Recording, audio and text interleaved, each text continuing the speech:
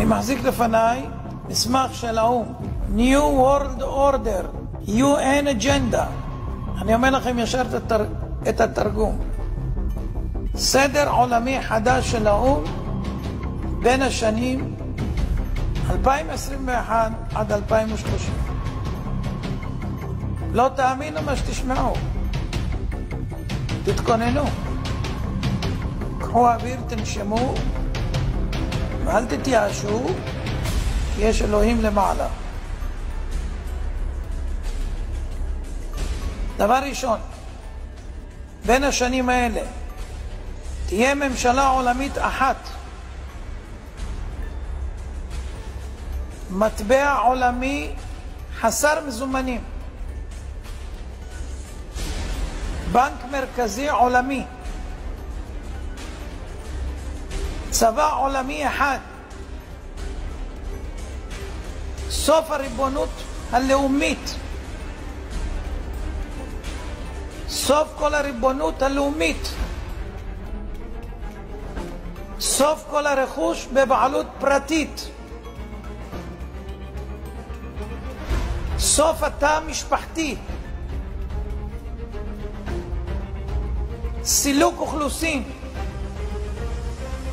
שליטה בגידול האוכלוסייה וצפיפות האוכלוסייה, חובה מרובה בחיסונים, הכנסה בסיסית אוניברסלית, הכוונה משכורת צנע,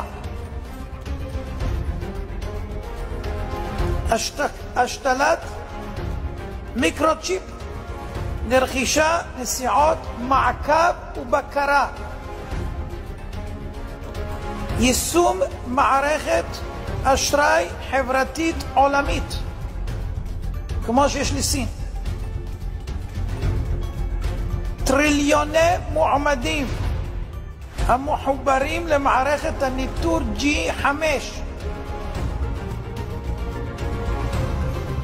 הממשלה תגדל את הילדים,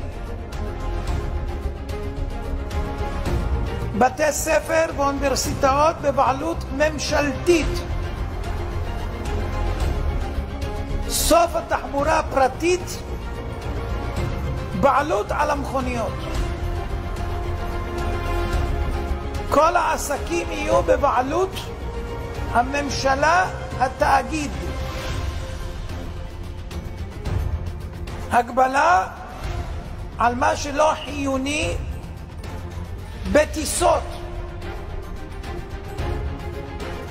בני אדם ירוכזו באזורי התיישבות אנושית, ערים,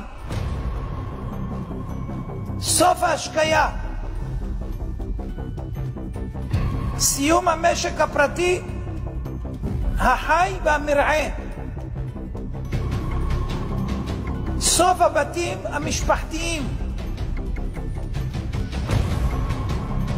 שימוש מוגבל בקרקע המשרתת צרכים אנושיים, איסור של תרופות טבעיות שאינן סינתטיות ורפואה נוטורופטית, וסוף דלק מאובנים. עד כאן המסמך.